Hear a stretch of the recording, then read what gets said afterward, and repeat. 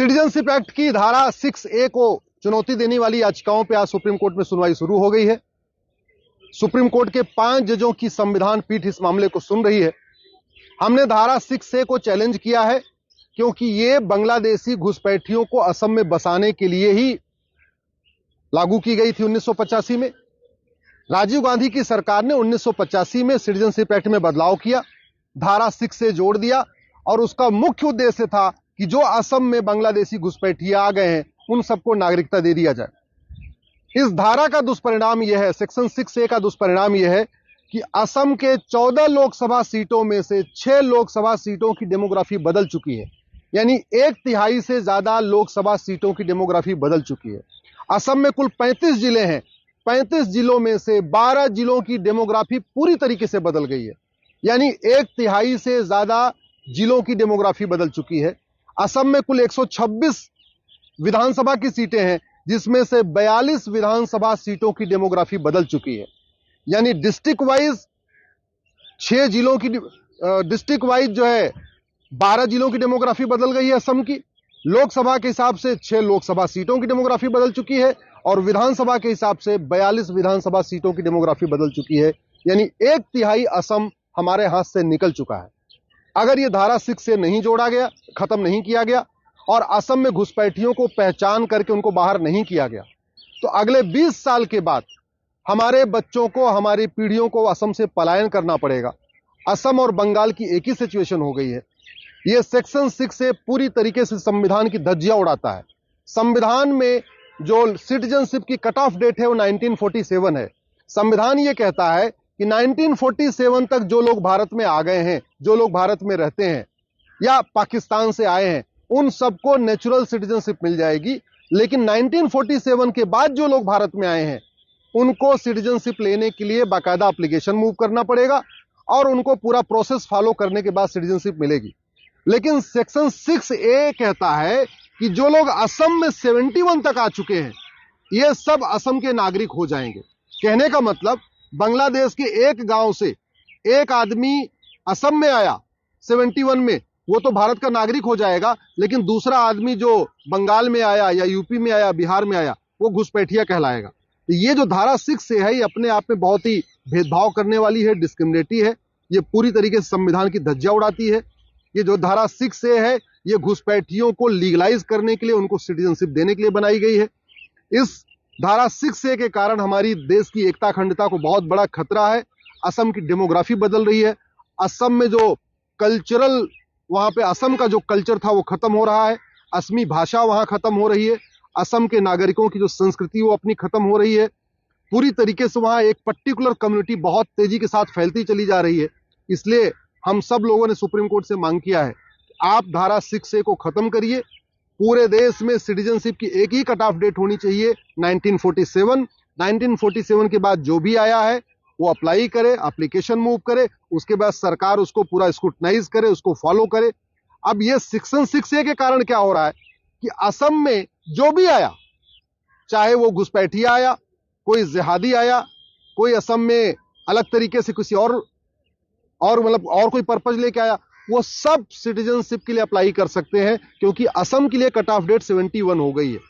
पूरे देश के लिए सिटीजनशिप की कट ऑफ डेट 1947 है, 1947 है, लेकिन असम के लिए सिटीजनशिप की जो कट ऑफ डेट है वो 1971 है। और ये महापाप किया था राजीव गांधी की सरकार ने 1985 में, जब उन्होंने सेक्शन 6A को बदला था। सुप्रीम कोर्ट से हमने ये भी कहा है कि जो संविधान की भावना है, फ्रेटर्निटी, यूनिटी, नेशनल इंटीग्रेशन, ये सेक्शन 6A के कारण हमारी फ्रेटर्निटी जो है, हमारी जो यूनिटी है, हमारा जो नेशनल इंटीग्रेशन है, इसको बहुत बड़ा खतरा है। जब चूंकि 1/3 जिलों की डेमोग्राफी बदल गई है, 35 जिलों में से 12 जिलों की डेमोग्राफी बदल चुकी है, 1/3 लोकसभा सीटों की डेमोग्राफी बदल चुकी है, 14 लोकसभा में से 6 लोकसभा की डेमोग्राफी बदल चुकी है और 1/3 विधानसभा की डेमोग्राफी बदल चुकी है। 126 विधानसभा में से 42 विधानसभा की डेमोग्राफी बदल चुकी है।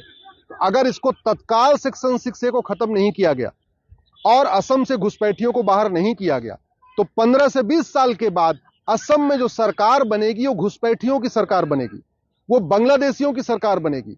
उनकी जनसंख्या जिस तेजी के साथ बढ़ रही है, जिस तरीके से वहां पॉपुलेशन एक्सप्लोजन हो रहा है, जिस तरीके से वहां मदरसे बनते चले जा रहे हैं असम में, जिस तरीके से असम में अवैध मज़ारें बनती जा रही हैं, अवैध वहां पे मस्जिदें बनती जा रही हैं, जिस तरीके से असम में अवैध रूप से धर्मांतरण का खेल शुरू हो गया है और जिसके कारण असम के लोग वहां से भाग रहे हैं, असम के लोग पलायन कर रहे हैं बहुत तेजी के साथ, उन 12 जिलों से बहुत तेजी के साथ पलायन कर रहे हैं और धीरे धीरे जो और भी जिले हैं उनसे भी पलायन शुरू हो गया है। इसको रोकने का एक ही तरीका है कि सेक्शन 6A को खत्म किया जाए।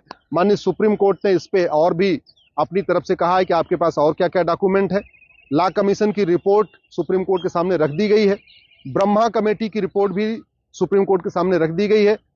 इसके अलावा लेफ्टिनेंट जनरल साहब का जो एक वहां से लेटर था, उन्होंने जो सरकार को लिखा था उस समय की घुसपैठिए कितने खतरनाक है, वो रिपोर्ट भी सरकार सुप्रीम कोर्ट के सामने रख दिया गया है।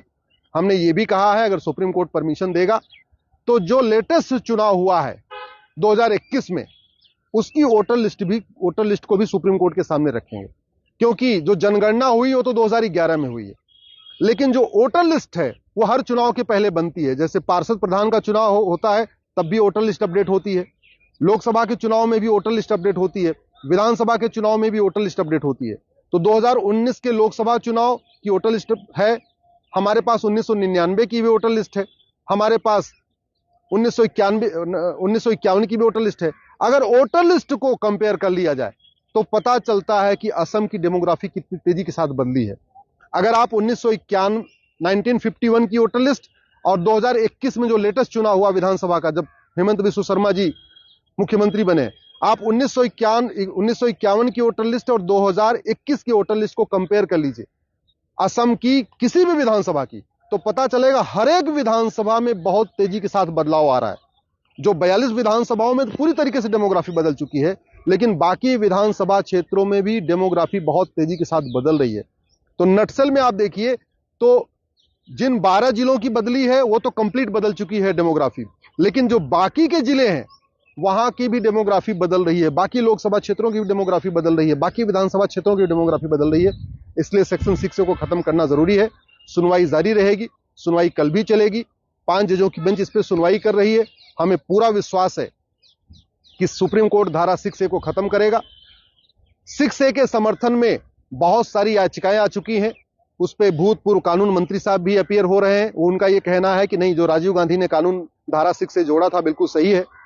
बहुत सारे और भी सीनियर एडवोकेट्स अपीयर हो रहे हैं, मैं नाम नहीं लेना चाहूंगा, लेकिन आपने उनको पहले भी सुना होगा कि कैसे कैसे लोग मामलों में अपीयर करते हैं।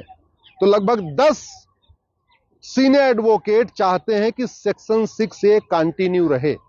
वो चाहते हैं सेक्शन 6A बना रहे, जिससे घुसपैठियों की नागरिकता बनी रहे। हमारा यह कहना है सेक्शन 6A खत्म हो, नागरिकता का जो कट ऑफ डेट है 1971 हो, 1971 के बाद जो आए हैं उनको आइडेंटिफाई किया जाए, उनको डिटेक्ट किया जाए, उनको डिटेन किया जाए और उनको असम से बाहर निकाला जाए, डिपोर्ट किया जाए। एक बार असम में एनआरसी सफल हो जाएगी तो पूरे देश में भी एनआरसी लागू करना आसान हो जाएगा। अगर ये सेक्शन 6 नहीं हटाया तो याद रखिए पूरे देश में एनआरसी सफल होना मुश्किल हो जाएगी। क्यों? क्योंकि जब चूंकि कट ऑफ डेट असम की 71 है, तो अगर घुसपैठिया जो बिहार में रहता है या बंगाल में रहता है या यूपी में रहता है, गुजरात में रहता है, वो भी ये बहाना लेगा कि हम असम में तो 71 के पहले आ गए थे, बाकी हम दिल्ली में या बिहार में या बंगाल में बाद में आए हैं। इसलिए पूरे देश की कट ऑफ डेट एक होनी चाहिए, वो 1947 होना चाहिए। ये जो असम के लिए नागरिकता की अलग से कट ऑफ डेट दिया है 1971, ये खत्म होनी चाहिए। मुझे पूरा भरोसा है केंद्र सरकार हमारी याचिका का समर्थन करेगी। हेमंत बिस्व शर्मा की जो राज्य सरकार है वो भी हमारी याचिका का समर्थन करेगी और सुप्रीम कोर्ट सेक्शन 6A को खत्म करेगा, जिससे पूरे देश में असम में भी घुसपैठियों को निकालने का रास्ता साफ होगा और पूरे देश में एनआरसी लागू करने का रास्ता साफ होगा।